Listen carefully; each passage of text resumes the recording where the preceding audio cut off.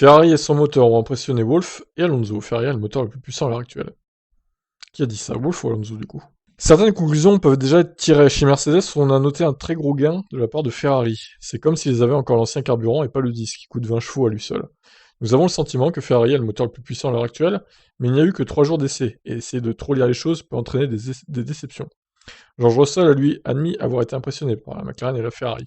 Ce sont assurément de bonnes monoplaces, répond Wolff.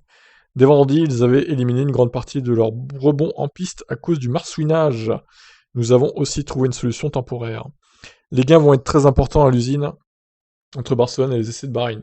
Nous verrons là-bas ce que les performances donnent lors du dernier jour. Un autre pilote voit Ferrari proche de la tête cette année, c'est Fernando Alonso.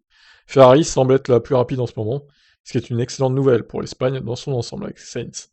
Ils ont une grosse vitesse de pointe. Je mentionne également Mercedes, qui semble également très très rapide. Pour McLaren, j'attends de voir, cette équipe aime faire ses essais avec moins d'essence que les autres.